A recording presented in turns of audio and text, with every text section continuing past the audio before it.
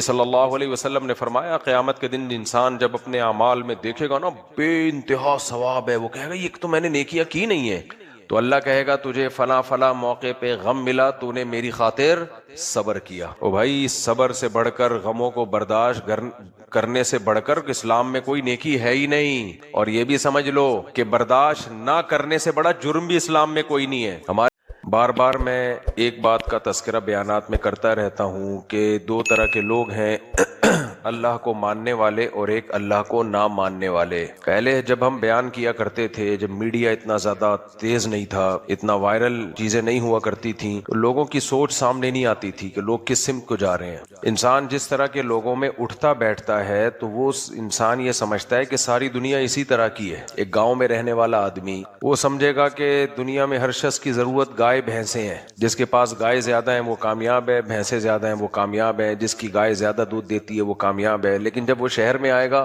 تو اسے پتا چلے گا بھائی یہاں تو کچھ اور کہانی ہے۔ تو یہ جو سوشل میڈیا ہے اس نے دنیا کو ایک گلوبل ولیج بنا دیا ہے، بہت ساری قوموں کے کلچر، تہذیبیں آپ کے سامنے آ جاتی ہیں۔ پھر سفر انسان کو بہت کچھ سکھا دیتا ہے، مختلف قوموں میں جانا، مختلف لوگوں سے ملنا۔ تو میرے جو پہلے بیانات ہوتے تھے زیادہ تر عملی اصلاح کے ہوتے تھے، عملی عملی کا مطلب جو گناہ ہیں بھائی ان کو چھوڑو، شریعت پہ چلو۔ لیکن ابھی بہت بڑا مسئلہ یہ ہے کہ جو ینگسٹر ہے، ہماری جو نوجوان، جو نئی جنریشن ہے، اس کے سامنے بہت ساری چیزیں کلیئر ہی نہیں ہیں۔ ابھی اس سے ایک اسٹیپ ہمیں نیچے آنا پڑے گا۔ صحابہ کرام کے دور میں جب کوئی ایمان لاتا تھا تو ایمان کا مطلب اعمال ہوتا تھا، ایمان لایا اور اعمال شروع، کیونکہ ایمان کا مطلب یہ ہے کہ نبی صلی اللہ علیہ وسلم جو کچھ کہہ رہے ہیں برحق ہے، کوئی کنفیوژن نہیں تھی، نئے نئے قسم کے اسکالرز نہیں تھے جنہوں نے کنفیوژن ڈالی ہوئی تھی۔ ان کے لیے ایک بہت بڑی آزمائش تھی ایمان لانا، یہ بہت بڑی آزمائش تھی، کیونکہ اس وقت ایمان لانا ایسے تھا جیسے ہاتھ میں آگ کا انگارہ پکڑ لینا۔ پوری قوم کو چھوڑنا پڑتا، پورے خاندان بائیکاٹ کرتا، حضرت بلال کو گرم ریت پہ لٹایا جاتا، خباب بن ارت کو کوئلوں پہ لٹایا جاتا، حضرت زنیرہ کو برچھا مارا گیا، شہید کی گئی، بہت سارے واقعات ہیں۔ تو اس وقت تو ایمان لانا ہی بہت بڑی آزمائش تھی، لیکن ایک دوسری آزمائش سے اللہ نے ان کو بچایا ہوا تھا، جس آزمائش میں آج ہم لوگ مبتلا ہیں۔ ان کی آزمائش کیا تھی کہ ایمان لائے آر یا پار، ادھر یا ادھر، یہ بہت بڑی آزمائش تھی۔ یہ آزمائش سے اللہ نے ہمیں بچا لیا۔ آج اسلام کوئی غیر مسلم لاتا بھی ہے تو اتنی مشکلات نہیں ہوتی، اور ہم تو ویسے ہی مسلمان گھروں میں پیدا ہوئے ہیں۔ اللہ کا ہم پر احسان ہے کہ ہمیں اس آزمائش سے اللہ نے بچا لیا۔ تبھی میں بار بار کہتا ہوں نا، اپنے والدین کا سب سے بڑا احسان کیا ہے کہ ان کی وجہ سے آپ کو اسلام ملا ہے۔ یہ کم بات نہیں ہے، ہلکی چیز نہیں ہے۔ اپنے ماں باپ کی قدر کی کوئی اور وجہ نہ بھی ہو، یہی وجہ بہت ہے کہ ہم مسلمان کس کی وجہ سے ہیں کہ ہماری ماں اور ہمارے باپ مسلمان تھا، انہوں نے ہمیں گفٹ میں دیا اسلام، بس یہ بہت بڑا احسان ہے۔ اور ہمارا اگلی نسلوں پہ بھی، اپنی آنے والی اولادوں پہ بھی سب سے بڑا احسان یہ ہوگا ہم نے ان کو ایمان گفٹ دیا ہے۔ تبھی نبی صلی اللہ علیہ وسلم نے فرمایا نا، اولاد زیادہ پیدا کرو، کیونکہ نسل تو بڑھے گی، چاہے مسلم ہو یا کافر ہو۔ مسلمانوں کی نہیں بڑھے گی تو کس کی گروتھ ریشو ہوگا پھر دنیا میں؟ غیر مسلموں کا۔ اب جن کی نظر میں ایمان کوئی زیادہ بڑی دولت نہیں ہے، وہ ہر انسان کو ایک ہی زاویے سے دیکھتے ہیں، تو ان کی نظر میں تو اس کی کوئی ویلیو نہیں ہے، بھائی ادھر بڑھے ادھر بڑھے، اس سے کوئی فرق نہیں پڑتا۔ لیکن انسانیت کو جو تباہی سے بچانا چاہتا ہے تو اس کی نظر میں تو بھائی سب سے بڑی اہمیت یہ ہے کہ جو نئی نسل پیدا ہو وہ مومن ہو۔ دیکھو ہم ہر چیز کو غیر مسلموں کے کانسیپٹ سے دیکھتے ہیں کہ میڈیا انہی کا ہے نا، ڈرامے وہی بناتے ہیں، فلمیں وہی بناتے ہیں، میڈیا انہی کے کنٹرول میں، طاقت انہی کے پاس، ٹیکنالوجی انہی کے پاس، معیشت انہی کے پاس، تو ظاہر ہے جس کی حکومت ہوتی ہے اثر رسوخ اسی کا ہوتا ہے۔ ایمان جو ہے نا یہ ہلکی دولت نہیں ہے۔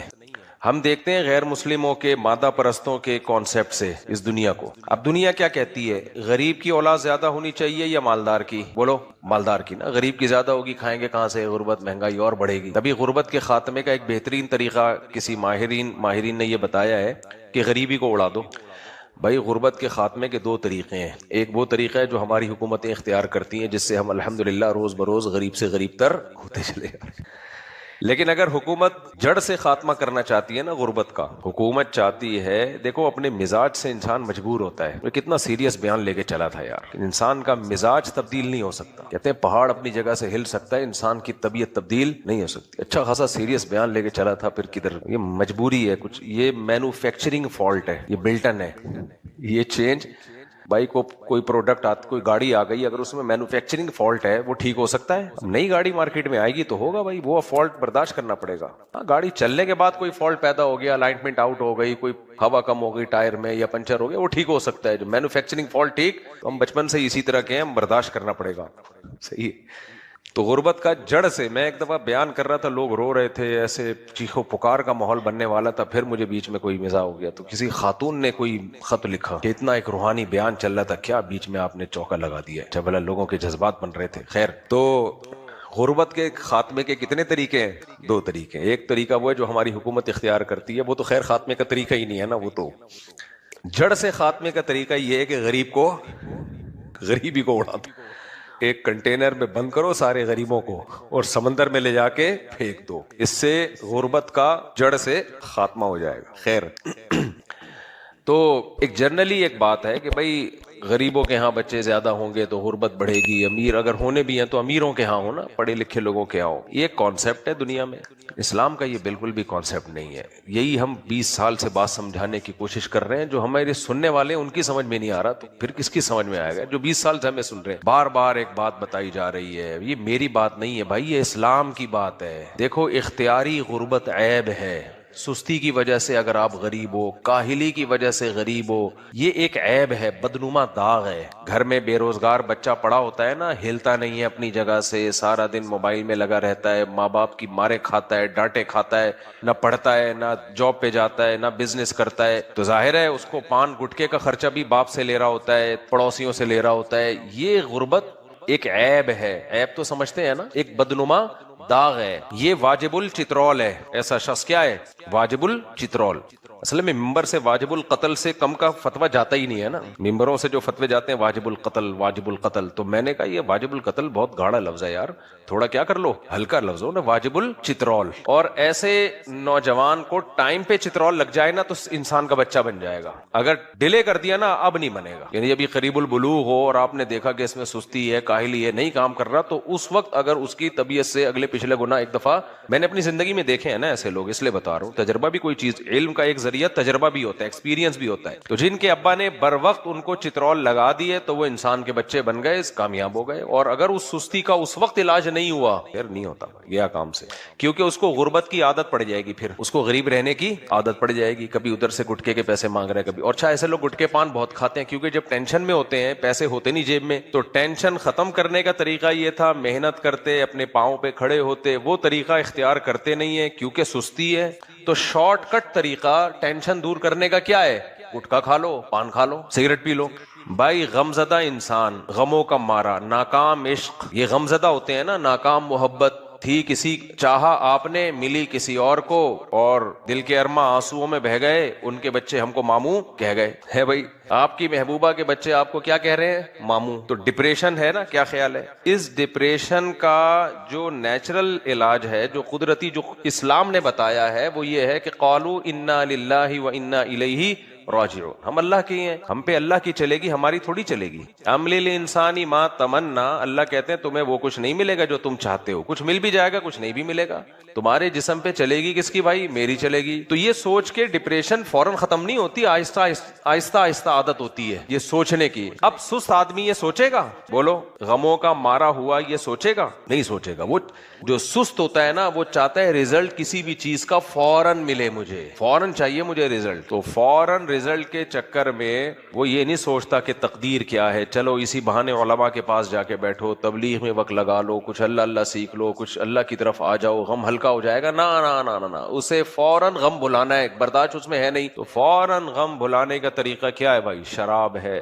چرس ہے، ہیروئن ہے، یہ سب چیزوں سے فوراً غم ختم۔ لیکن اس بے وقوف اور احمق کو یہ معلوم نہیں ہوتا کہ یہ غم فوراً ختم وقتی ہو رہا ہے، تو نے ایک غم کے ساتھ ایک اور غم پال لیا ہے، وہ غم کبھی بھی ختم نہیں ہوگا، بلکہ اب تجھے ایک اور غم، محبوبہ کے ساتھ اب چرس بھی تیری محبوبہ بن چکی ہے، جس دن تجھے چرس نہ ملی تیری کھوپڑی آؤٹ ہوگی۔ نشے کے جو مریض لوگ ہیں نا، اللہ معاف فرمائے، ان کے گھروں کے کیسز آتے ہیں نا، ماں باپ کتنے بیزار ہو گئے ان اپنی اولادوں سے، کس قدر بیزار ہو گئے کہ ہماری اولادیں جو نشہ کرتی ہیں، بیویوں کو مارنا، ماں باپ پہ ہاتھ اٹھانا، نشے والے لوگوں کے یہ حالات ہوتے ہیں۔ پتہ نہیں بھائی انگریزوں نے ہمیں کس الٹے کام پہ لگا دیا کہ اس سے اسٹریس دور ہوتی ہے. ان کے تو کام ہی یہی ہے, کافی چائے یہ سب چیزیں اسٹریس پیدا کرتی ہیں, دور نہیں کرتی ہیں, سمجھ لو. میں بھی پیتا ہوں چائے لیکن فضائل نہیں بیان کرتا. ابھی پھر چائے پر میں بات نہیں کروں گا, بس تھوڑی سی کرنے دیں مجھے, تھوڑی سی بات. کچھ چیزیں پی لیا کریں, فضائل نہ سنایا کریں اس کے. کافی چائے یہ سب چیزوں میں کیفین ہے جو آپ کے دماغ کے ساتھ کھیلتی ہے, دماغ کے ساتھ کھیلتی ہے, آپ کے دماغ کو وقتی طور پر ریلیکس کر دیتی ہے. تو یہ دماغ کی ریلیکسنگ کا نیچرل طریقہ نہیں ہے, سارے گوروں سے آئی ہوئی چیزیں ہیں. کہتے ہیں کافی مسلمانوں کی ایجاد ہے, اگر ہے بھی تو کوئی اچھی ایجاد نہیں کی انہوں نے, کوئی ڈھنگ کی چیز ایجاد کر لیتے وہ زیادہ اچھا تھا. خیر, تو غم دور کرنے کا جو فطری طریقہ ہے جو قدرت نے بتایا ہے وہ تو تقدیر پر ایمان ہے, تقدیر پر ایمان ہے. اور دوسرا یہ بھائی ہر غم کے بدلے میں اللہ نے ہمیں نیکی رکھی ہے, ثواب ملے گا اس پہ. نبی صلی اللہ علیہ وسلم نے فرمایا قیامت کے دن انسان جب اپنے اعمال میں دیکھے گا نا بے انتہا ثواب ہے, وہ کہے گا یہ تو میں نے نیکیاں کی نہیں ہے, تو اللہ کہے گا تجھے فلاں فلاں موقع پہ غم ملا, تو نے میری خاطر صبر کیا. او بھائی صبر سے بڑھ کر, غموں کو برداشت کرنے سے بڑھ کر اسلام میں کوئی نیکی ہے ہی نہیں. اور یہ بھی سمجھ لو کہ برداشت نہ کرنے سے بڑا جرم بھی اسلام میں کوئی نہیں ہے. ہمارے حضرت مفتی رشید احمد صاحب رحمہ اللہ تعالی فرمایا کرتے تھے کہ یہ دیکھنے کے لیے کہ یہ آدمی اندر سے مومن ہے یا نہیں ہے, بھائی گیٹ اپ تو میرا بھی پگڑی ٹوپی نظر آ رہی ہے آپ کو,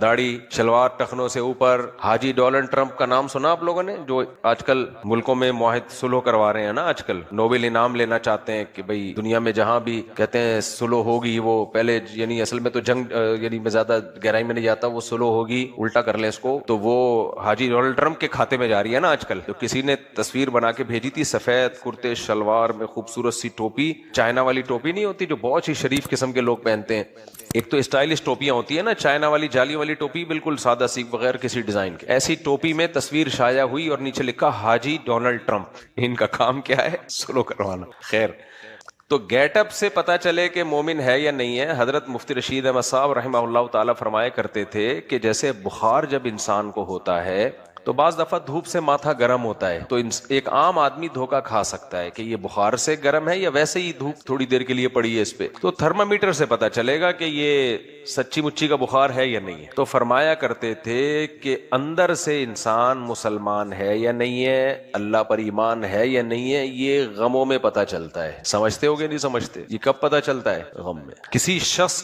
کے ساتھ آپ نے بہت دولت دیکھی, لگژری لائف اسٹائل دیکھا, اس کا بڑا بنگلہ ہے, خوبصورت گاڑی ہے, بہترین گاڑی, کپڑے بڑے فٹ فاٹ, اس گیٹ اپ سے نہیں پتا چلے گا کہ اس کے دل میں دنیا کی ہوس ہے. نہ نہ نہ, عین ممکن ہے اس کے دل میں دنیا کی ہوس نہ ہو, یہ سب چیزیں اس نے سہولت کے لیے رکھی ہوں.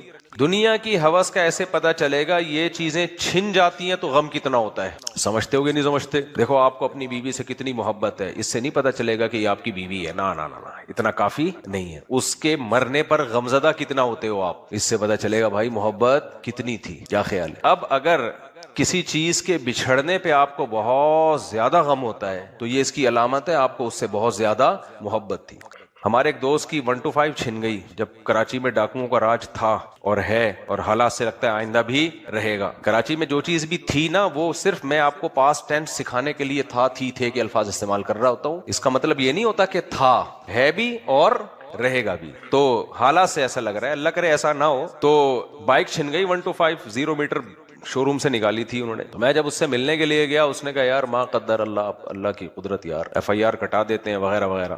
انہی دنوں میں ایک اور صاحب کی 125 چھن گئی تو ایسے بلک بلک کے رو رہا ہے, بار بار اپنے دکھڑے سنا رہا ہے مجھے آ کے, میری بائک چھن گئی, میری بائک. ابے ایک دن ہوتا ہے, 2 دن 3 دن میں تو انسان اپنے آج کل باپ کو بھول جاتا ہے. کیا پاگلوں کی طرح وہی غم لے کے بیٹھا ہوا ہے بھائی, چھن گئی W11 زندہ باد. تو اس وقت مجھے, ہم تو حضرت مفتی رشید احمد صاحب کے بیانات سنا کرتے تھے نا, تو آپ جو سنتے ہیں سوسائٹی میں جب وہ نظر آتا ہے نا, تو پھر وہ سنا ہوا سمجھنے میں آسانی ہو جاتی ہے, وہ سنا ہوا سمجھا جانے لگتا ہے. پھر وہ ڈاکٹر آپ کو گائیڈ کر رہا ہو, یہ بیماری ہوتی ہے, یہ کھانے سے یہ ہوتی ہے. آپ نے سوسائٹی میں جا کے جب دیکھا کہ یہ اتنے پیزے کھاتا ہے اور اب یہ خود پیزا بن چکا ہے, تو ڈاکٹر کی بات جب آپ مشاہدہ کرو گے تو زیادہ اچھی طرح سمجھ میں آئے گی کہ نہیں آئے گی. اور ایک کو دیکھ رہے ہوگے یہ جاگنگ کرتا ہے, جم جاتا ہے, کتنے فٹ فاٹ ہے, تو جو ڈاکٹر سے آپ نے سنا تھا جب سوسائٹی میں آپ دیکھو گے تو آپ کو یقین آ جائے گا کہ نہیں آ جائے گا. تو ہمارے حضرت مفتی رشید احمد صاحب رحمہ اللہ دنیا کے خلاف, دنیا کی محبت کے خلاف بہت بیان کیا کرتے تھے, اور شریعت میں بھی یہی ہے, حب الدنیا رأس کل خطیئہ,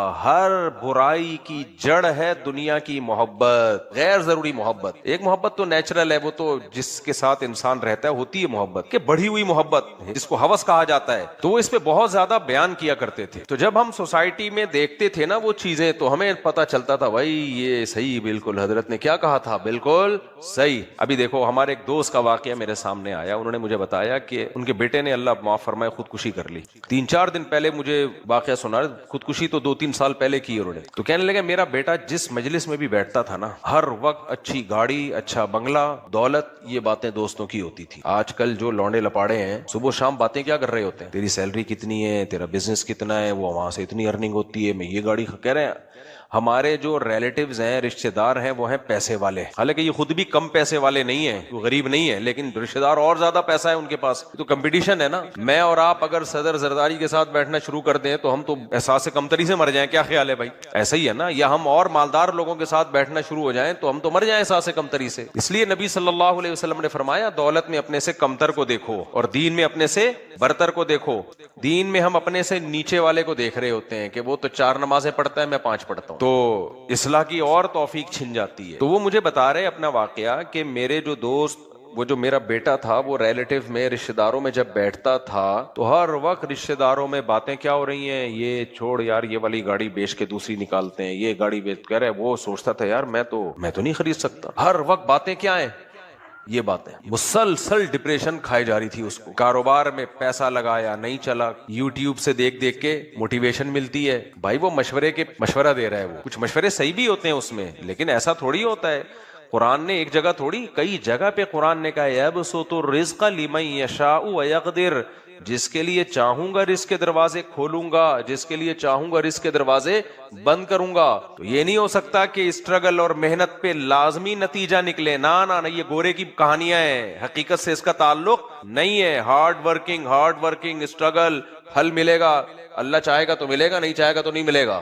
اسلام نے ہمیں ہارڈ ورکنگ کا حکم دیا ہے, یہ نہیں کہا کہ اس پہ نتیجہ بھی نکلے گا, نا. قرآن کہتا ہے کہ جو بھی من کان یرید حرث الدنیا, جو بھی دنیا چاہے گا, نؤتیہ منہا ما نشاء, جس کو ہم چاہیں گے اور جتنی چاہیں گے دیں گے. جس کو چاہیں گے ملے گی, جس کو نہیں چاہیں گے تو اس کے چاہنے سے نہیں ملے گی. میرے چاہنے سے نہیں ملے گی کہ میرے پاس اتنا پیسہ آ جائے. یہ تو سب چاہتے ہیں بھائی. یہ جو کدال لے کے مزدور بیچارے کنویں کھود رہے ہیں, کیا یہ خوشی سے کر رہے ہیں یہ کام؟ چاہت تو ان کی بھی ہے, دولت آ جائے. تو اللہ کہتے ہیں جس کو میں چاہوں گا اور جتنی چاہوں گا. کسی کے لیے رزق کے دروازے ایسے چھپڑ پھاڑ کے کھول دوں گا کہ سمیٹنا مشکل, اور کوئی روٹی کو ترسے گا. تو اب ان کا ساتھ بھی یہی ہوا, وہ بیٹا بیچارہ وہ کاروبار میں پیسہ ڈبو بیٹھا.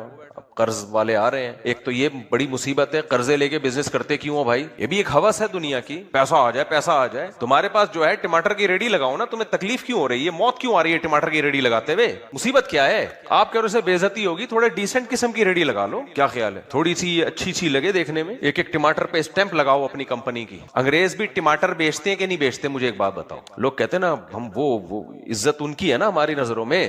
ابے کیا انگریز ٹماٹر نہیں کھاتے؟ تو بکتا ہوگا تو کھاتے ہوں گے نا. یہ سارے اگاتے ہیں جا کے درختوں سے, پودوں سے توڑ کے لاتے ہیں. لیکن میں نے وہاں دیکھا بڑے ڈیسنٹ طریقے سے بیچ رہے ہوتے ہیں, اس سے وہ ٹماٹر بیچنے والا کہلاتا نہیں ہے. سمجھ رہے ہو؟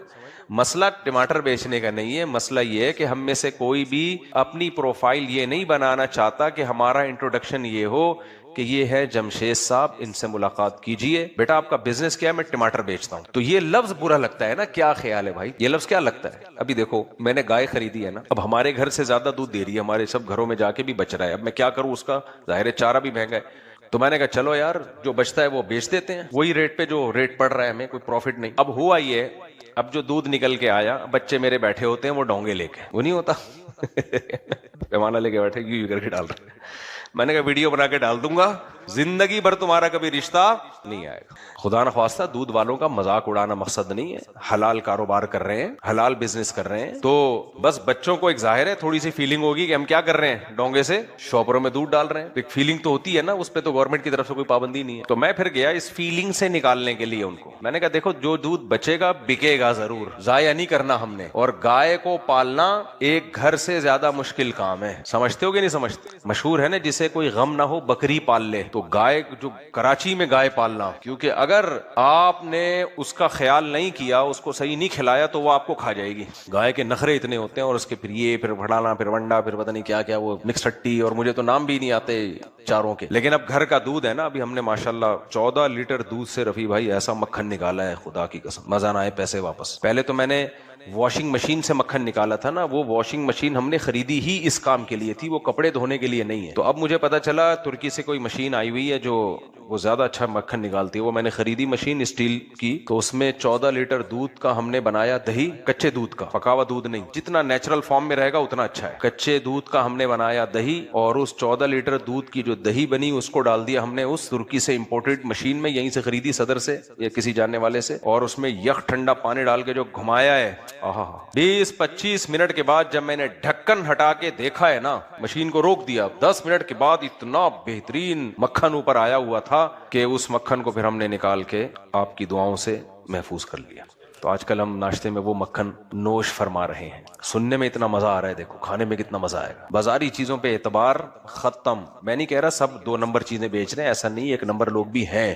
کیا پتا چلے گا یار یہ 1 نمبر ہے 2 نمبر. تو اپنی گائے کے اپنے سامنے دودھ نکال کے پیو, یہ ہے خالص. اس کے مکھن نکالو, یہ ہے گایوں میں انجیکشن ٹھوکے جا رہے ہیں. گائے کہہ رہی ہے بس 10 لیٹر بہت ہے ایک دن, 14 لیٹر دودھ بہت ہے ایک دن میں. آپ کہہ رہے ہیں نہیں تو 28 لیٹر دے گی ایک ٹھوکا اس کے. وہ کہہ رہی ہے ابھی دودھ میں نے تھنوں میں نہیں اتارنا, کچھ بچے کے لیے چھوڑ رہی ہوں میں نہ. ٹھوکا وہ سارا دودھ نچوڑ لیتے ہیں اس کو, جب اس کی ہڈیوں کا جوس نکل آتا ہے نا, پھر وہ کسی کو پہنا دیتے ہیں لے جا کے. سمجھ رہے ہو؟ پتہ نہیں کیا کیا ٹیکے ٹھوکے جا رہے ہیں یار. کتنے کینسر دیکھو کتنا پھیل چکا ہے. میں نہیں کہہ رہا اس ٹیکے سے ہے, میں کوئی ڈاکٹر نہیں ہوں, کچھ تو مسئلہ ہے نا. ابھی ہمارے جاننے والے لوگ ہیں یار, فلاں کو بھی کینسر, وائف کو بھی کینسر, 50-55 سال کی عمر میں لوگ لڑک رہے ہیں. تو خالص چیز میرے بھائی یہی ملے گی آپ کو, اس کے علاوہ نہیں ملے گی. اب میں یہ دودھ چاہوں مہنگا کر کے بھی بیچ سکتا ہوں. میں نے کہا نہیں بھائی جو ریٹ ہے بس اسی پہ نکالو, ہم تو ضائع ہونے سے بچانے کے لیے نا, تو اس پہ تو میرا حق بنتا ہے نا, چارے کا پیسہ تو نکلے نا کم از کم. کیا خیال ہے؟ اب بچے بیٹھے ہوئے ہوتے ہیں ڈونگے بھر بھر کے. تو میں مارکیٹ گیا, میں نے کہا بھائی کوئی ڈیسنٹ قسم کی کوئی مشین دے دو جو مشین یہ کام کر لے. سمجھ رہے ہو کہ نہیں سمجھ رہے؟ پیکنگ کا کام کون کر لے؟ مشین. تو اس پہ ابھی میں ورک کر رہا ہوں بہت. میں جب کام کرتا ہوں تو مشورے بھی بہت لیتا ہوں, جہاں جہاں جانا پڑے جاتا ہوں, اس کے بغیر میں نتیجے تک نہیں پہنچتا. لاہور گیا, جب لاہور بیانات کے لیے گیا تو پتا چلا وہاں بھی ایک صاحب کا کام ہے, ادھر گیا. کراچی میں بہت ساری جگہوں پہ, ادھر جو جتنے ہائی وے پہ ہے نا یہ باڑے واڑے سب, پرسوں بھی وزٹ کر کے آئے ہوں ایک باڑے کا. اب مشینیں یا تو مل رہی ہوتی ہیں 10 لاکھ کی, اتنی مہنگی ہے. میں نے کہا بھائی 10 لاکھ کی مشینیں پاگل ہوں میں کیا, صرف دودھ کو پیک کرنے کے لیے. تو ہم چاہ رہے ہیں کہ تھوڑا ایسا ڈیسنٹ کام ہو جائے کہ مشین یہ کام کرے. سمجھ رہے کہ نہیں سمجھ رہے؟ تو ہر کام باہر ملکوں میں جب آپ جائیں نا ٹریولنگ کریں تو وہاں انہوں نے ہر چیز کو ایک اچھا دودھ نکالنے کی تو مشین ہم نے لے لی ہے. پہلے بچے بیٹھے ہوتے ٹھک ٹھک ٹھک, گائے کبھی لات مار رہی کبھی. میں نے کہا بھائی یہ ہمارے بس کا کام نہیں. آپ کہہ سکتے ایک ملازم رکھ لو. ایک ملازم کو میں نے رکھا تھا, 35,000 روپے مانگ رہا تھا, 25,000 گائے پالنے کے, اور پھر کہہ رہا تھا کھانا بھی کھاؤں گا. 3 ٹائم کا اس کو کھانا بھی کھلاؤ گھر سے. کھانا کھلانا کوئی مسئلہ نہیں ہے, لیکن گھر والوں کی ایک ذمہ داری بڑھے گی نا, اس کو ٹائم پہ دینا پڑے گا. بچوں کو تو آپ 1-8 گھنٹے ناشتہ دیر ہو گیا, کچھ بھی ان کو کھانا پکنے میں تاخیر, ملازم کو تھوڑی ایسا کریں گے. تو میں پھر ٹینشن سے بچنے کے لیے میں نے بولا بھائی 10,000 تجھے کھانے کے دے دوں گا, خود ہی کھا لیا کر. تو 35,000. اب بتاؤ گائے کو کھلائیں یا اس کو پالنے والے کو کھلائیں؟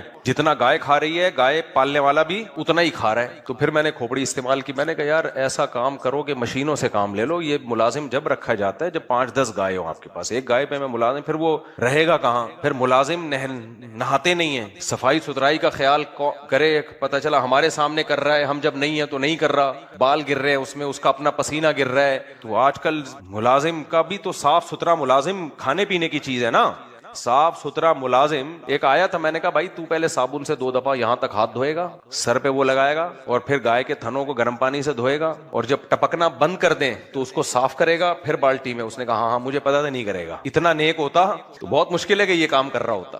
یہ بیان سے ہٹ کے بات ہو رہی ہے لیکن آپ کے فائدے کی بات ہے, سن لیں اس کو. کچھ ہمارے تجربے ہیں جو ہم شیئر کرتے ہیں, آپ کو بھی فائدہ ہوگا اس سے. آپ کو فری پھوکٹ میں ہماری 1-2 مہینے کی محنت 5 منٹ میں اس کا تو میں نے سوچا کہ یار یہ مشین پہ آؤ، مشین پہ. تو ملکنگ مشین ہے نا وہ ہم نے پھر خریدی ہے بہت جگہوں پہ سروے کرنے کے بعد. اس کا میں اب ایک ولاگ بناؤں گا گائے کا، پوری ڈیٹیل آپ کے سامنے آ جائے گی انشاءاللہ. اس ملکنگ مشین کا فائدہ یہ ہوا کہ ایسے لگا دو بس ٹڑک کر کے صاف ستھرے طریقے سے دودھ نکل آتا ہے. تو ایک دفعہ کا خرچہ ہے مشین میں، لیکن جان چھوٹ گئی.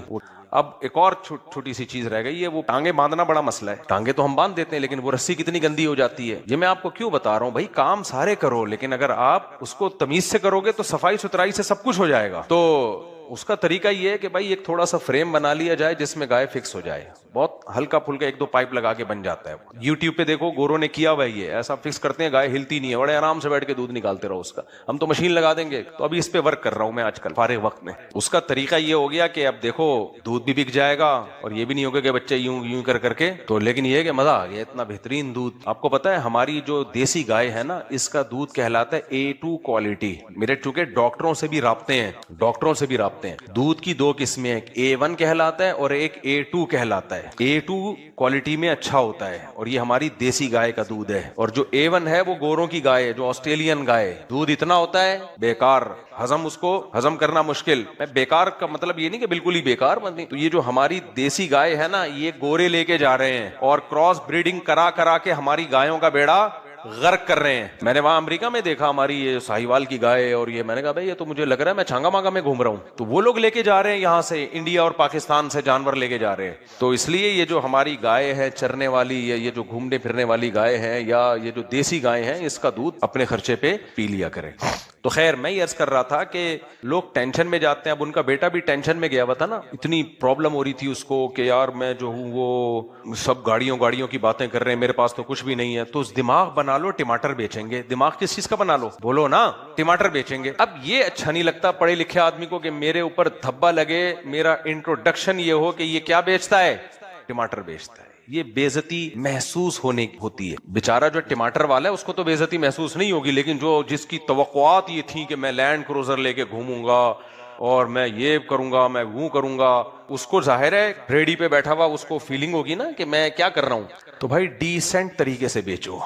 صحیح ہے. انگریز ٹماٹر بیچتے ہیں کہ نہیں بیچتے؟ لیکن کوئی کہتا ہے گورے ٹماٹر بیچتے ہیں. نا، وہ کہتے ہیں گورے میزائل بیچتے ہیں، بم بیچتے ہیں. تو میں آپ کو طریقے بتا دیتا ہوں کہ آپ ٹماٹر بھی بیچ لو گے، اور یہ بھی نہیں کہ آپ کو کوئی رشتہ لینے میں مشکلات ہوں گی، آپ کی اچھی جگہ نکاح بھی ہو جائے گا. یعنی اچھی جگہ سے مراد جو آپ کا اسٹینڈرڈ ہے. آپ ان کو یہ تھوڑی بتاؤ کہ میں ٹماٹر بیچتا ہوں، آپ بولو کہ میرا آن لائن ویجیٹیبل کا بزنس ہے. سمجھ رہے ہیں؟ جو ویجیٹیرین ہیں ان کو ویجیٹیبل پرووائڈ کرتا ہوں. اس میں ریڈ ویجیٹیبل بھی ہے. ٹماٹر آ گیا کہ نہیں آ گیا؟ اور خاص طور پر وہ ریڈ ویجیٹیبل جو عام طور پر کھانوں میں زیادہ یوز ہوتی ہے، فوڈ میں زیادہ بولو یوز ہوتی ہے. 3 پیس سوٹ ٹائی میں آپ نے اپنا ایک آفس بنا لیا گھر کے اندر ہی، ایک کمرہ ادھر اتنا تو کر لو نا، رنگ ونگ کر لو اس کے اوپر. ایک پرانا سا لیپ ٹاپ کسی سے لے لو، آن لائن سب کچھ ہو جاتا ہے بھائی آج کل. اور بائکیا والے سے رابطہ کرو، خود ہی بائکیا والے بن جاؤ. 2 کپڑے رکھو، ایک آفس میں بیٹھنے کے لیے. ایک آدمی نے مجھے بتایا آج بڑے پیسوں میں کھیل رہا ہے وہ یہ ہو سکتا ہے وہ بیان سنے. اس نے مجھے بتایا کہ میرے میرڈ تھا بیچارے پہ حالات خراب ہو گئے. اب مالدار گھر میں شادی کر لی تو بیگم کو بھی نہیں بتا سکتا کہ میں غریب ہو گیا ہوں. آج کل بیگمیں مارکیٹ سے ایک دم شارٹ ہوتی ہیں، کھلا لے لیتی ہیں. اگر کھلا شرعی معتبر ہوتا نہیں ہے یہ والا کھلا. تو کہتا ہے میں نے وہ کام کیے نا مزدوری کے. کہتا ہے میں نے 2 کپڑے رکھے ہوئے تھے، ایک گھر کے لیے اور ایک وہ میں اپنا سوٹ یعنی شاپر میں نا شلوار قمیض پرانے سے ڈال کے جاتا تھا، ہولیا چینج کر کے مزدوری کرتا تھا صدر میں. اس سے کم از کم اتنا ہو گیا، پھر واپسی پہ نہا دھو کے دوبارہ کپڑے چینج کر کے آئے اپنی گاڑی میں یا بائک میں جو بھی تھی. یہ ریئل بتا رہا ہوں آپ کو، ریئل. جس بندے نے مجھے بتایا خود اس کی کہانی بتا رہا ہوں آپ کو میں. کہہ رہے وہاں جا کے پتہ نہیں لوڈنگ کا کام کرتا تھا کنٹینر پہ، بالکل ہولیا چینج، کوئی پہچان بھی نہیں سکتا کہ یہ وہی صاحب ہے. نام بتا دوں آپ کو وہ پکڑا جائے گا بلا وجہ بیچارہ. تو کہہ رہے ہم نے بھیک نہیں مانگی، کسی کے سامنے ہاتھ نہیں پھیلایا، مزدوری کی. اب ایک اسٹیٹس بن چکا تھا سسرال میں، خاندان میں. اگر وہ یہ دیکھ لیتے بھائی یہ ہولیے میں وہاں یہ کام کر رہا ہے تو وہ اسٹیٹس خراب ہوتا. اسی دوران جاب بھی تلاش کرتا رہا، محنت کرتا رہا. اللہ نے پھر حالات اچھے کر دیے. پھر اس کو وہ دھوتی بنیان کی ضرورت ختم ہو گئی. دھوتی بنیان نہیں تھا شلوار قمیض ہی وہ جیسے بیچارے مزدور لوگ پہنتے ہیں. تو آپ ذہن میں یہ بنا لو کہ ہم اللہ نہ کرے کوئی حالات آ گئے تو ٹماٹر بیچیں گے. دیکھو جو چیز بھی کھائی جا رہی ہے نا وہ بکتی ہے. تو ٹماٹر بیچنے میں آپ یہ نہ کہیں گے سسرال رشتہ لینے کے لیے کہ میں ٹماٹر بیچتا ہوں. آپ نے کیا کہنا ہے, میرا ویجیٹیبل کا بزنس ہے, یہ میرا آفس ہے, کرائے پہ کسی سے 2 دن کے لیے ادھار آفس مانگ لو, خیر یہ میرا آفس ہے اور اس میں آپ کبھی تشریف لائیے, ہمارا ویجیٹیبل کا بہت بڑا بزنس ہے, ہم ویجیٹیرین کو پروموٹ کرنا چاہتے ہیں. اصل میں یہ جو گوشت ووش کے, پھر وہ ڈاکٹروں کے 2-4 کلپ بھی لگا لو جو کہہ رہے ہیں گوشت نہیں کھانا چاہیے. دیکھو سبزی کھانے کا بھی ایک کلپ آیا, سبزی کھائیں, زیادہ سے زیادہ سبزی کھائیں. ویجیٹیرین یہی کہتے ہیں کہ گوشت نہیں کھائیں, کیا کھائیں, سبزی کھائیں. تو ایک بڑا اچھا کلپ کسی نے بنایا کہ بالکل ہمیں سبزی ہی کھانی چاہیے, اور سبزی کھانے کا بہترین طریقہ یہ ہے کہ سبزی بکرے کو کھلائیں اور کاٹ کے بکرا کھا جائیں. میرے تو سلام دعا ڈاکٹروں حکیموں سب سے ہوتی ہے نا. ایک قبلہ حکیم صاحب تھے, بہت پرانی بات ہے. تو میں نے پوچھا حکیم صاحب یہ چنے کی دال کے بڑے فضائل ڈاکٹر لوگ بتاتے ہیں, یس حکیم لوگ بتاتے ہیں, بڑی طاقتور ہوتی ہے لیکن ہضم نہیں ہوتی ہے, گیس کرتی ہے. انہوں نے کہا بہترین طریقہ ہے کہ چنے کی دال بکری کو کھلاؤ اور بکری کا دودھ پی لو. بکری کو جو بھی کھلایا جائے نا دودھ میں اس کے اثر فوراً آتا ہے. یہ دودھ کی خاصیت ہے, بکری میں بہت جلدی. میں نے دیکھا ہے بکری کو میں پیاز کھلاتا تھا نا, دودھ پیو گے پیاز کی اسمیل آئے گی دودھ میں. بکری کا ایک فائدہ یہ ہے کہ بکری کو جو کھلایا جائے اس کے دودھ میں, دودھ بڑی خاندانی چیز ہے, خوب سمجھ لو اگر صحیح نیچرل فارم میں مل جائے.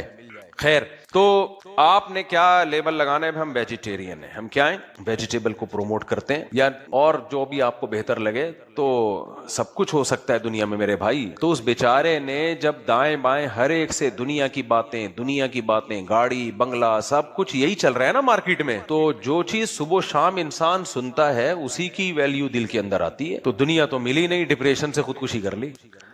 میرے پاس تو ایسے لوگ آ چکے ہیں جو خودکشی کی طرف جا چکے تھے. وہ کہتے ہیں آپ کا بیان ہم نے سنا ہے تو اللہ کا شکر ہے خودکشی کے خیالات دل سے نکل گئے. ہر وقت دنیا کا خناس جو ہے نا گوبر دماغ کے اندر بھرا ہوا تھا. او بھائی جو کچھ بھی ہے ختم ہونے والا ہے, 4 دن کی زندگی ہے. اور اگر ریڑھی لگا کے بھی ٹماٹر بیچ لیا تو کیا ہو جائے گا, ٹماٹر والوں میں شادی ہو جائے گی نا. کیا خیال ہے, یہی ہو جائے گا نا, ٹماٹر والوں میں شادی ہو جائے گی, وہ بھی مرے گی تم بھی مرو گے. قبرستان میں جا کے دیکھو وزیروں کی بیٹیاں بھی دفن ہیں جو ملکاؤں کی طرح رہا کرتی تھی, ٹماٹر والوں کی بیویاں بھی دفن. ایک قبر ٹماٹر والے کی ہوگی, اس کے ساتھ کسی شہزادے کی قبر ہوگی, اندر جانے کے بعد سب برابر. یہ ہے اس دنیا کی حیثیت. تو موت کا تصور دیکھو, موت انسان کے لیے دنیا میں سب سے بڑا غم ہے. یہ ایسی چیز ہے جسے کوئی قبول نہیں کرنا چاہتا. ہر شخص چاہتا ہے میں زندہ رہوں ہمیشہ, لیکن خدا کی قسم ٹینشن ختم کرنے کا سب سے بڑا ذریعہ بھی کیا ہے, موت کا تصور, کہ سب ختم ہو جائے گا. اب میرے اور آپ کے بس میں اگر ہوتا کہ موت کو ہم دھکیل دیں تو ہم دھکیل دیتے, یہ ہمارے بس میں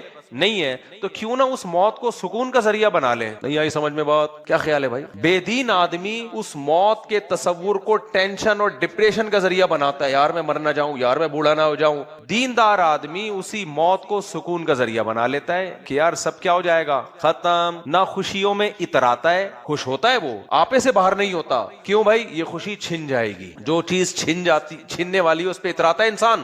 ابے مجھے ایک بات بتاؤ, تمہاری بڑی خوبصورت سی بیوی, بڑی معشوقہ, اپنے دوستوں میں انٹروڈکشن کروا رہے ہو, آج کل لوگ کروا رہے ہوتے ہیں, اپنی بھابھی سے ملیے, دوست جل رہے ہیں, ابے یار اتنی خوبصورت بیوی لے کے گھوم رہا ہے. لیکن آپ کو یہ پتا ہے کہ یہ اس نے کورٹ میں خلا کا کیس کیا ہوا ہے, 2-4 دن کے بعد مارکیٹ سے شارٹ. دوست نے پوچھا یار ہم نے تو سنا ہے کہ بھابی نے خلا کا کیس کیا ہوا ہے. ہاں یار کیس تو کیا ہوا ہے, 1-2 دن تک تو ہے نا, ابھی میرے ساتھ ہی ہے. اب خلا کی ڈگری, جج کا تو کام ہے لوگوں میں طلاقیں دلوانا. ونس اپون اے ٹائم ججز کا کام تھا سلو صفائیاں. آج کل الحمدللہ جنرل مشرف وہ کام کر کے گیا ہے کہ آپ جائیں, آپ کی بیگم جائے, بس عدالت جج انتظار کر رہا ہوتے, آئیے اتنے دنوں کے بعد آپ کیوں تشریف لائیں گے. فوراً ٹھک کر کے, ابے جو کام میاں کا ہے تو جج ہے بھائی, تیری بیوی نہیں ہے, اپنی بیوی کو تو طلاق دے. اسلام میں طلاق کا رائٹ کس کے پاس ہے, شوہر کے پاس ہے جس کی بیوی ہے. حکومت کی بیوی تھوڑی ہے جو حکومت کے پاس یہ رائٹ آ گیا. خیر یہ تو ایک الگ دکھڑا ہے جو ہم سناتے رہتے ہیں. خاندانی نظام کی واٹ لگا دی اس عدالتی خلا نے, اور ہمارے دینی لوگ سب خاموش, سب خاموش بیٹھے ہوئے. اس پہ کوئی جاندار آواز ہی نہیں اٹھ رہی ہے, پورا فیملی سسٹم تباہ ہو رہا ہے. خیر تو اب آپ نے یہ کہا یہ آپ کی بھابی ہیں, ان سے ملیے, دوست جل رہے ہیں, جیلس ہو رہے ہیں, بے یار ٹماٹر کی ریڑھی لگاتا ہے اور شادی کہاں کر کے بیٹھا ہوا ہے. تو ایک دوست نے عقل مند نے آ کے کہا, بے یہ تو خلا کا کیس اس نے کیا ہوا ہے. کہا یار کوئی بات نہیں, جب تک ہے اس وقت تک میری ہے نا.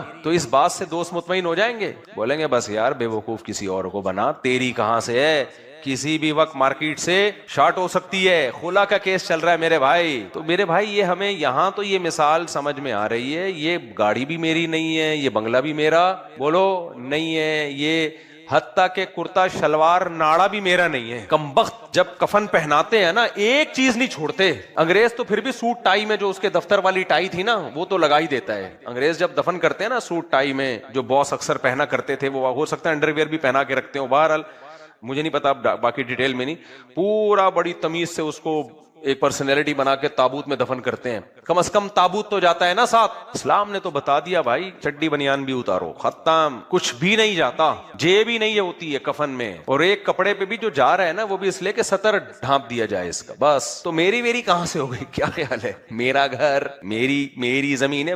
بچکانا باتیں ہیں. شاعر نے کہا ہے ارے یہ کیا ظلم کر رہا ہے کہ مرنے والوں پہ مر رہا ہے, جو دم حسینوں کا بھر رہا ہے بلند ذوق نظر نہیں ہے. تیری نظر کا ذوق اونچا نہیں ہے, گھٹیا ہے, بہت گھٹیا سوچ ہے. جس بیوی نے خلا کا کیس فائل کیا ہوا ہے اس کو دعوتوں میں لے کے فخر کر رہا ہے میری وائف سے ملیے. اب ایک تیری وائف کیس چل رہا ہے بھائی, کبھی بھی مارکیٹ سے شارٹ ہو سکتی ہے. تو بھائی ہر چیز شارٹ ہو سکتی ہے مارکیٹ سے, تو اس پہ اتنا زیادہ ایگریسو ہو جانا, میری بائک چھن گئی, میرے یہ ہو گیا, میرا یوں ہو گیا, بچکانا باتیں ہیں بھائی, بچکانا سوچ ہے. تو اس لیے دولت کبھی بھی نہ تو ناجائز طریقے سے کماؤ اور نہ نامناسب طریقے سے کماؤ. شریعت ہم سے یہ چاہتی ہے حرام طریقہ بھی نہ ہو, نامناسب بھی نہ ہو. نامناسب کسے کہتے ہیں, اپنے آپ کو ذلیل کر کے کمانا. آج میں دیکھتا ہوں ہوٹلوں کے باہر جاؤ, گاڑیوں کے سامنے آ کے کھڑے ہوتے ہیں, آپ آئیے ہمارے ہوٹل میں آئیے یہاں کھانا. یہ انگریزوں سے سیکھا ہے ہم نے, یہ مسلمانوں کا طریقہ نہیں ہے. کیوں اپنے آپ کو کسٹمر کے سامنے ذلیل کر رہے ہو؟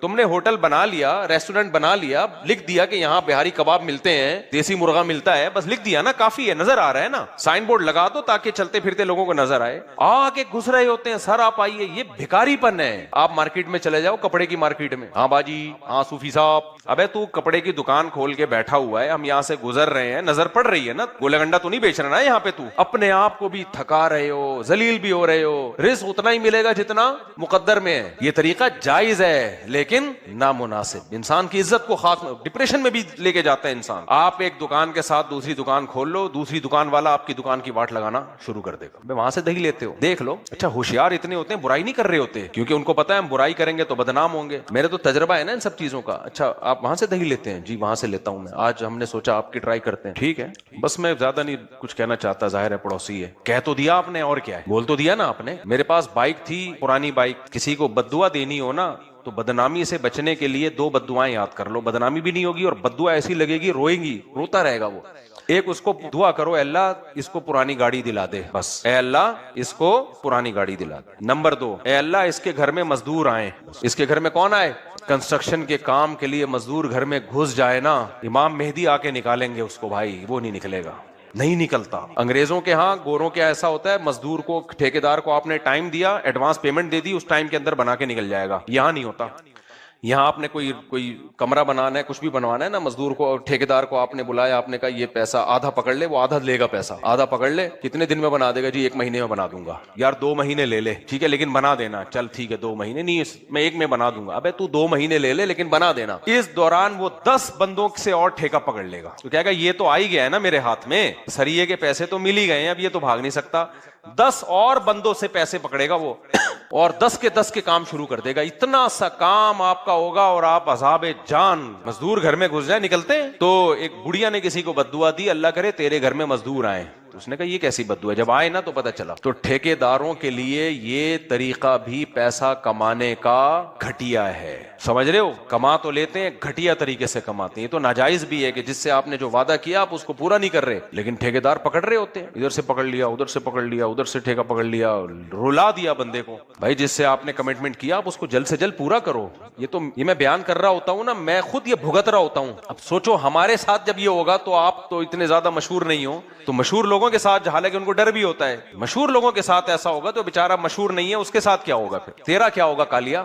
سمجھ رہے ہو؟ تو یہ بھی پیسہ کمانے کا گھٹیا طریقہ ہے. کون سا طریقہ ہے؟ گھٹیا, نیچ پنا ہے. ابھی ایک کا کام ہوا نہیں ہے, ادھر سے پکڑ لیا, ادھر سے پکڑ. بھائی آپ پکڑو, ٹھیکہ پکڑو, اس کو پھر ٹائم دے دو, بھائی یہ 2 مہینے میں کمپلیٹ کرنا ہے, اس کے بعد میں آپ کی طرف آؤں گا, ایڈوانس میں کچھ دے دو تاکہ کمٹمنٹ خراب نہ ہو.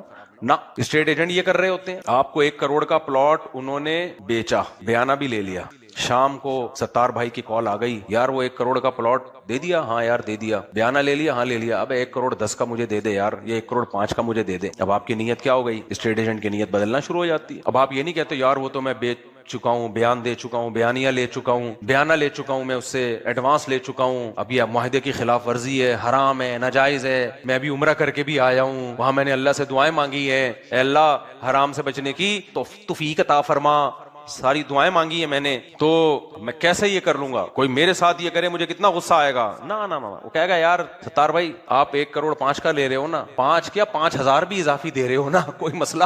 یہ تو 5 لاکھ ہے, میں 5,000 میں بکنے والا آدمی ہوں, زبان چینج کر لوں گا میں. پھر کیسے بکتے ہیں؟ جمشید کو فون کریں گے جس کو 1 کروڑ کا بیچا ہے, یار جمشید بھائی دیکھو آپ سے اپنا پرانا تعلق ہے, میں نے آپ کو ایک چیز بیچ تو دی ہے لیکن میرا ضمیر گوارا نہیں کر رہا یار.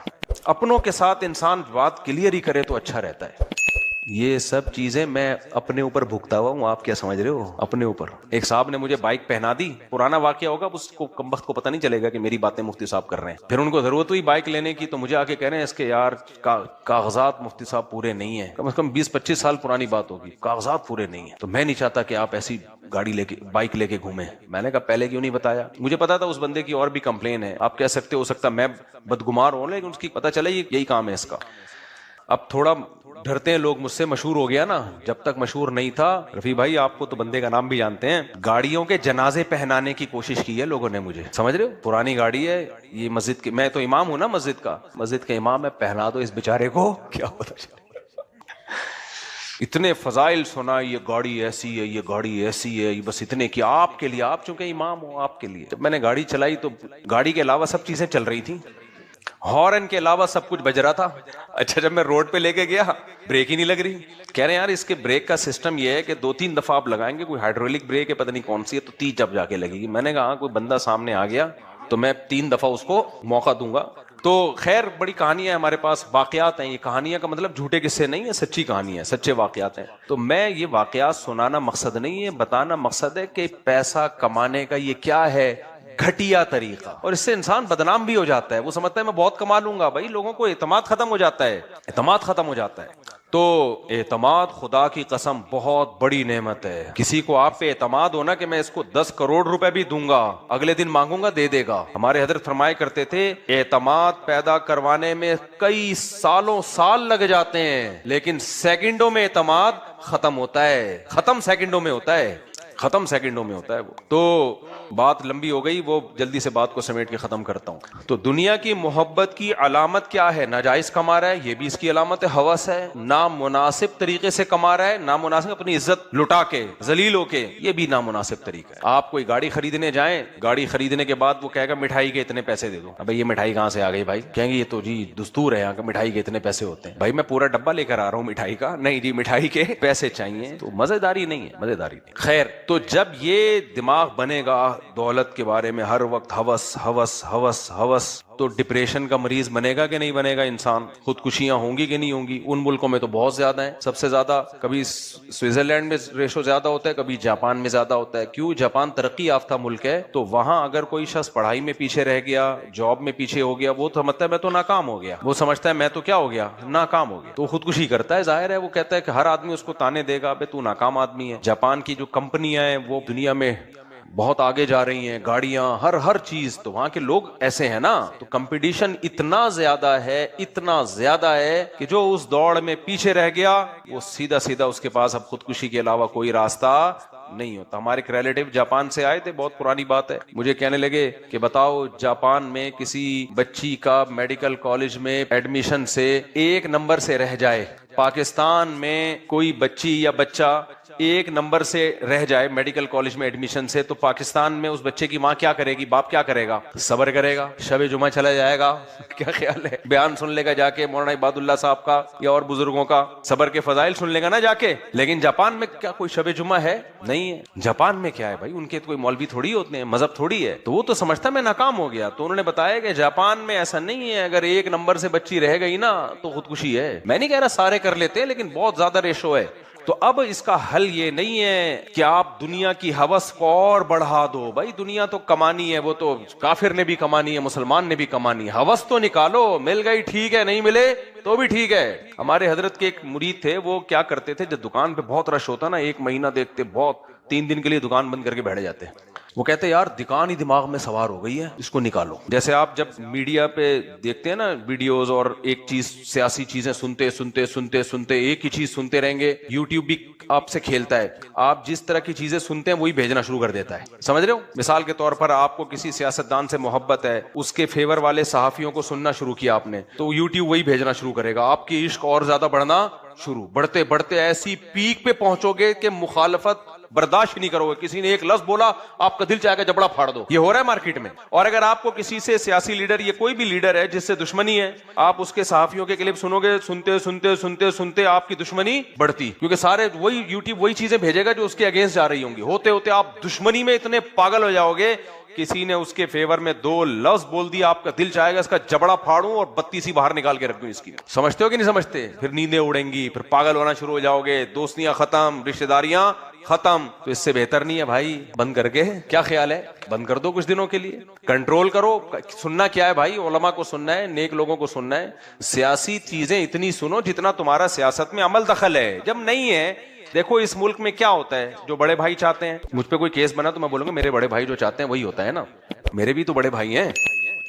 تو کیا خیال ہے بھائی, ہم بھی قانونی زبان جان گئے ہیں, سیف گیم کھیلنا سیکھ گئے. بھائی اس ملک میں وہی ہوتا ہے جو کیا ہوتا ہے, جو بڑے بھائی چاہتے ہیں. جب پھر میرے چاہنے سے تو ہو نہیں رہا کچھ, تو ہمیں اگر کوئی بات موقع ملتا ہے کہ کوئی حق بیانی ہے تو ہم بیان کر دیں. ٹینشن لینے کی بالکل ضرورت نہیں ہے.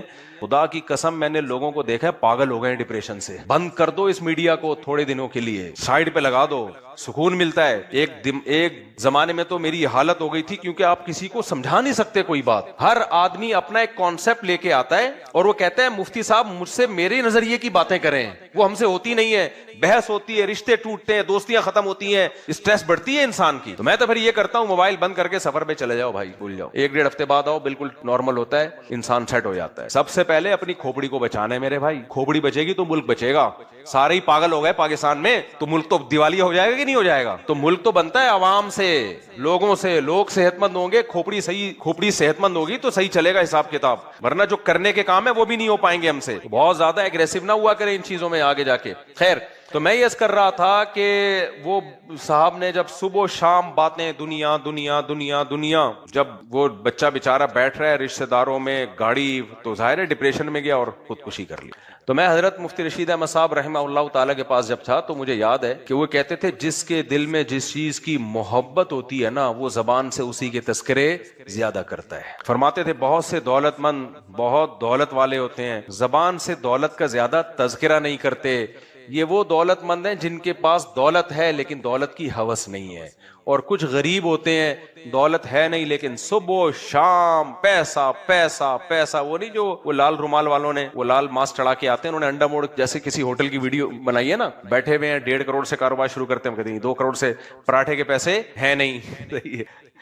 تو ہر وقت دولت دولت دولت, تو یہ اس کی علامت ہے آپ کے دل میں دولت کی ہوس ہے, یہ نقصان پہنچائے گی آپ کو. مزید اسلامی ویڈیوز کے لیے ہمارے چینل کو سبسکرائب کریں.